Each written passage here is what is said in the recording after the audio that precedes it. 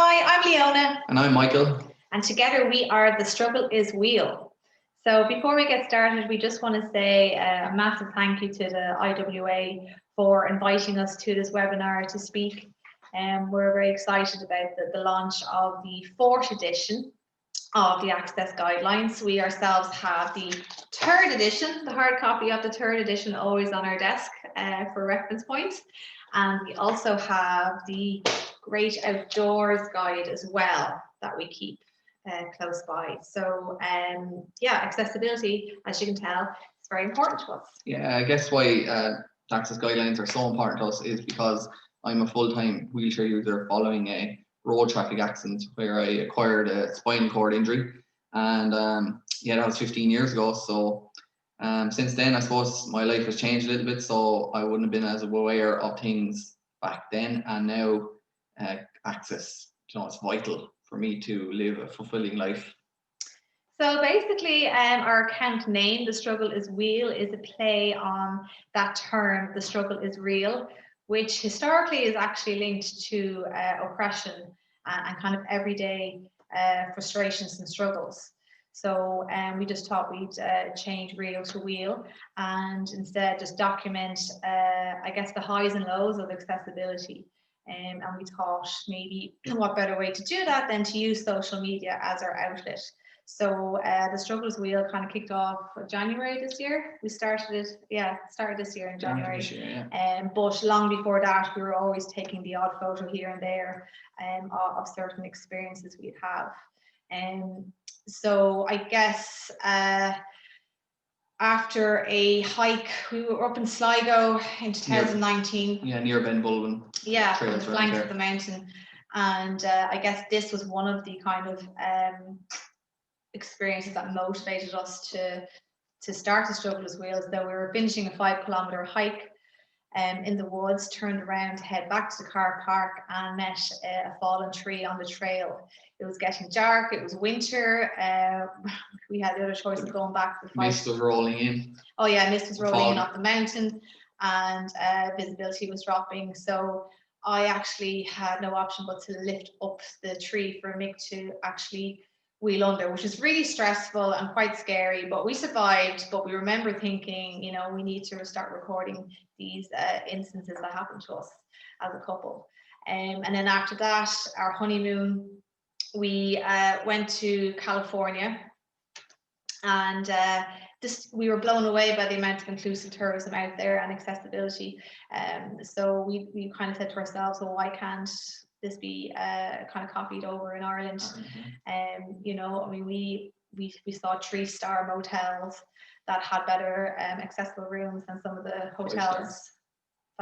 Yeah, the 5-star hotels over here, Yeah, so I guess they were the two kind of events that happened to us that we realized, no, we need to actually use social media as a platform to show people the different things we experience. And things can improve in Ireland. I'm 15 years in the chair, and things have improved, but not at a rate that you want. We're still lagging behind when you look at other places. Yeah, so I mean, accessibility means a lot to us. It's everything. It's the difference between a restrictive day out or having a memorable day out, and it's in all aspects of life. So, and along with Michael, if something is not accessible to him, it's not accessible to me either. It's secondary discrimination. Yeah, it has a knock-on effect, which it's not great for us as a couple. To be wanting to go for a dinner and suddenly you see steps in front of you going into the restaurant. Well, what do we do then? Sometimes we can make a booking and they say it's accessible, and we get there and it's not really accessible. It's the guidelines are needed for this. So just getting back to our Instagram account, which is kind of the main outlet that we used initially, and we also are on Twitter. Little plug there. But just to kind of show the different, or our favorite activities that we like to do as a couple that involve accessibility. I guess, woodland walks, you'll see that on our Instagram. We're always rating different tracks and trails. And that can also be coastal walks as well, coastal cliff walks. We love the sea, we love nature, we love the woods. and we're lucky that we live beside both areas. Mm. And also just like regular couple things, like going for coffee. You know, we love going to different cafes as well. And so, you know, accessible cafes is quite Popping into important. a pub for a quick pint of Guinness or something. Yeah, we'll often go for Guinness on a hike as well if we can. Yeah. So, but if these places are not accessible, you know, we're not able to experience the same levels of social activity like a normal couple, I suppose you'd say. Yeah. So, I mean, walking our dog as well. It's all relevant. You know, we bring her as much as possible wherever we can go. But yeah, they're kind of the main things that we like to do as a couple, going out and about. So coffee and a good walk. So yeah, good access, I guess. We do promote good access on our Instagram. It's not all negative. It's important to be really positive about our experiences as well, and to kind of let businesses know as well that they're on the right track. Which is also why the guidelines are important, because you know, these free download, and they're a handy little link to add to an email if you are getting in touch with a business or an organization about accessibility. That's what we love about the IWA guidelines.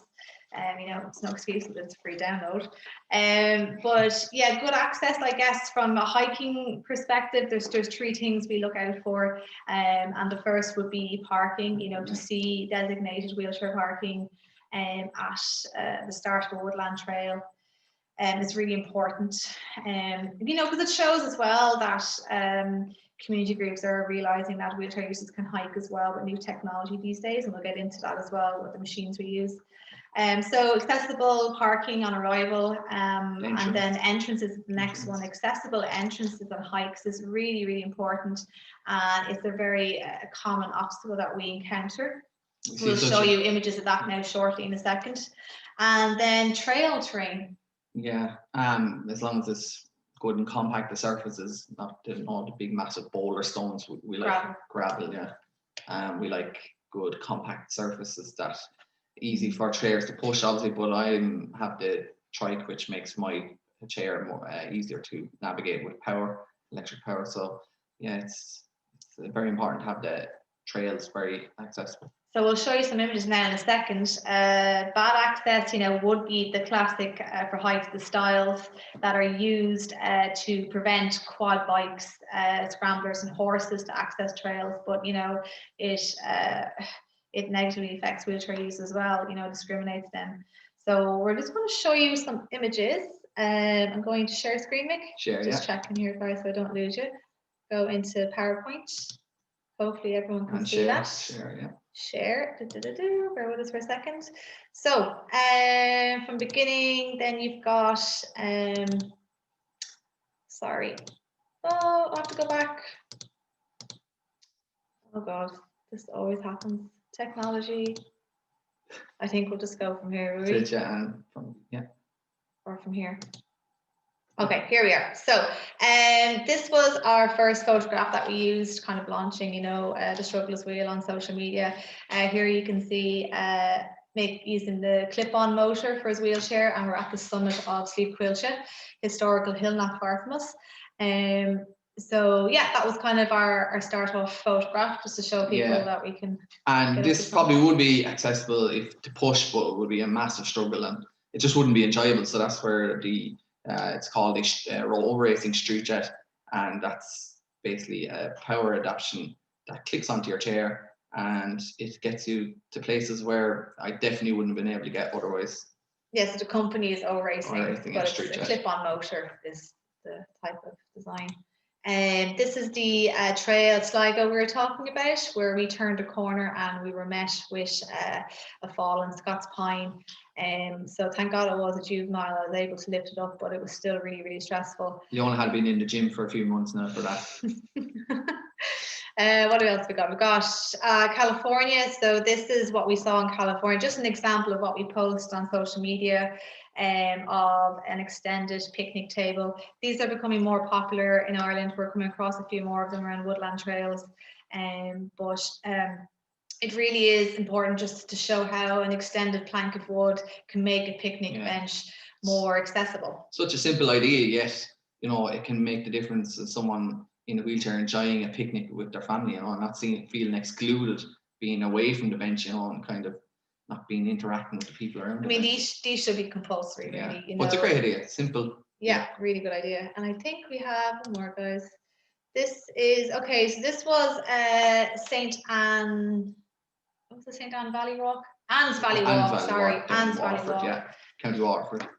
And it's a push swing gate. And it's just so easy for a wheelchair user because you can come at either way, and you just push through it and it swings back.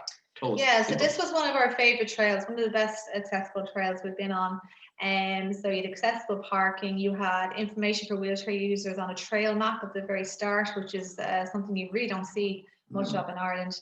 You can see the terrain is compact stone and the push-pull gates as well, which is recommended in the access guide as well. It's great to have that chapter on it. And every bridge was accessible as well. And have viewing platforms that had a low barrier, so usually they'd be up high in your eye line. So it's great to see, they had thought pretty much of everything. Really good example. Not so good was quilches. These are the classic styles that we encounter a lot of the time to stop with antisocial behaviour. So, I mean, we understand they don't want scramblers on trails, but I mean, there has to be a better way to do this. Yeah, and the problem here as well is the inconsistency with their access areas, their entrance gates and all. Like that could be inaccessible, and you go to the next one, maybe another access gate, and it's accessible. There's no set guidelines for them for width and gap and depth. It's just so frustrating because just if they had stuck to the one way of designing their entrances, well, everyone would be able to get in, and then it's up to the user whether they can navigate the terrain. They're not thinking outside the box that people with disabilities can access these areas. Maybe sometimes we do actually squeeze through certain versions of these styles, but we always think to ourselves, well, what about mobility scooters and electric chairs? So it is a big concern, and we are asking for Quilcha to develop some kind of access audit on these sites and work with community development projects. But at least they could do for now even is upload images of their entrances on their website. So because the ordnance survey maps that that Quilcha upload on their websites don't show any photograph of the actual entrance. So it's really kind of something where you just rock up and see if you can get in or not. And what's so frustrating is that many a time we've rocked up and we've been blocked by these styles, but we can see right in front of us an accessible trail. So it's really, really frustrating. So we'll just go back out of there for now. Stop share. Sorry, Mick, stop share. Go back to spots. So there are just some examples of kind of good access, bad access, and about technology, the way technology has moved on now. So I got this clip-on motor about 5 years ago, and it really has changed the way we get out and about now. I would have been able to push a little bit of them places, but now this is opening a new world to me. So technology is moving on all the time, and I think planners and developers really need to move on with that and think, they're probably coming to these places and thinking, well, it doesn't have to be accessible because wheelchair users won't be able to use these trails anyway. They wouldn't be able to get up there. That's changing now with this technology moving on. So yeah, clip-on motors are amazing. I mean, they are very expensive. That's another issue, I guess, to talk about. Another day, I suppose. Yeah, but they are an absolute game changer for wheelchair users, and for couples and families as well. So that's kind of what we're about. We're about inclusive tourism and accessible travel. And we also will be we do share about inclusive cycling as well, because Mick has ordered a hand cycle, which will arrive next week. And again, with the clip-on motor, I can cycle alongside him. So inclusive cycling is something we're looking at too. So yeah, that's really the kind of the teams that we work with our social media. But we also kind of branch out as well, like the guidelines themselves. The guidelines talk about, not just parks, they talk about hotel rooms, parking. Parking is a big issue with us. ATM machines, the height of ATM machines, like there's absolutely everything in this guide, and it's so easy to read. You just pick up any chapter and have a look at it. I mean, I guess it's not for us to learn off by heart. It's up to the planners and the architects and the engineers to know about this. But for us, it's handy for us if we're on Twitter maybe and we're trying to get a point across. We only deal with facts, you know, and lived-in experiences. So this is a handy kind of reference point, a reference book for that. But I guess the biggest improvement in accessibility that we've seen in Ireland, definitely new, you know, say pubs that are getting renovations and all. They definitely are thinking more about putting in maybe a pub that wouldn't have wheelchair toilets. Now, when they're renovating their wheelchair toilets, they're going in, ramps maybe going in. You know, so the people are getting more aware of it, which is good. Yeah, pathways, footpaths now, and the dishing maybe, and yeah, so it definitely is improving. It is improving, but there's a lot of more work to be done, yeah. Which is why I mean the guide is being relaunched again. And I guess as Mick was saying, another big improvement is the actual technology end of things. You know, with the clip-on motors, they really do make a massive difference. But we'd still like to see a lot of changes in the future. Yeah, in the future. I guess one of my pet peeves is parking. A big change we'd like to see is just even paint work on our parking bays. They're really, really bad in a lot of places. They all need to be refreshed. We're seeing brand new paint used for electric car charger point bays, but not for our own wheelchair parking bays. So painting of our parking bays needs to be revamped dramatically.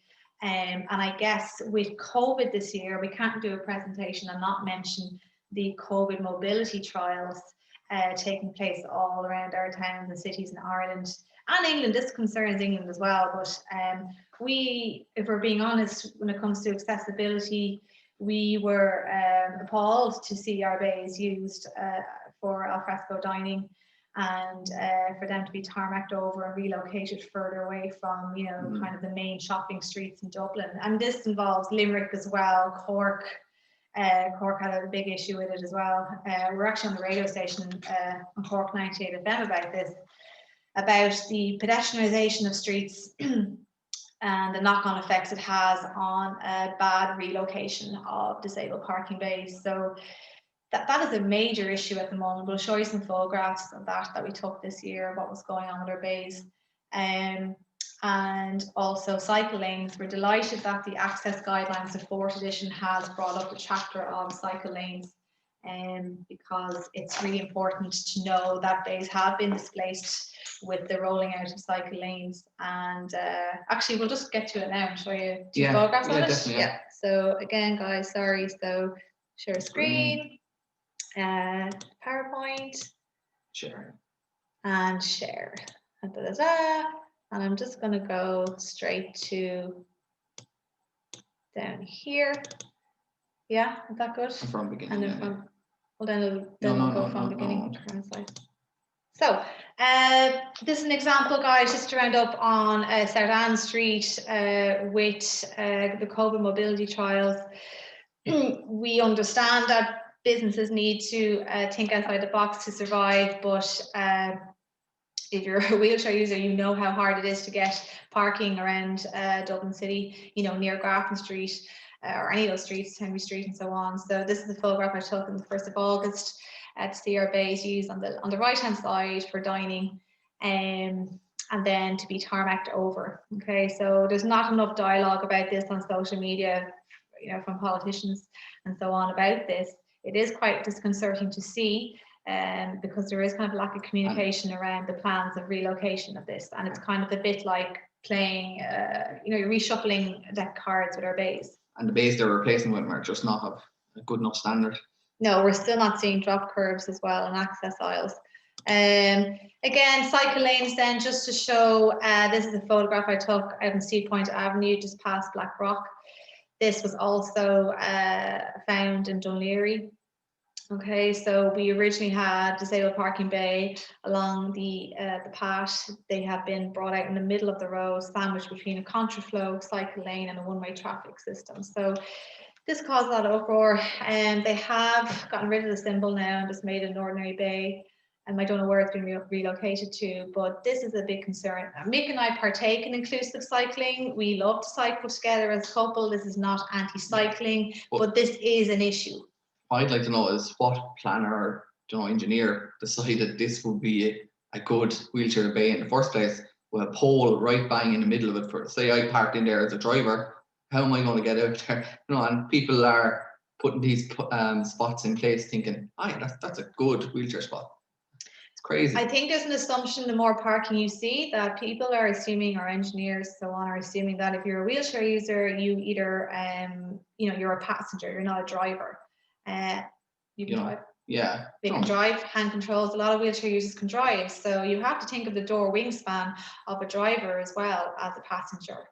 But this is not to bash engineers or anything either, but it just shows the lack of thinking sometimes that goes into things like this, and it's such a debilitating thing then on a driver with a disability that can ruin their day, really, if they're going about their business. It's just a little bit more thought has to go into things like this, because it's so important. Yeah, so that draws the end of our little PowerPoint, so I'll just share this one here.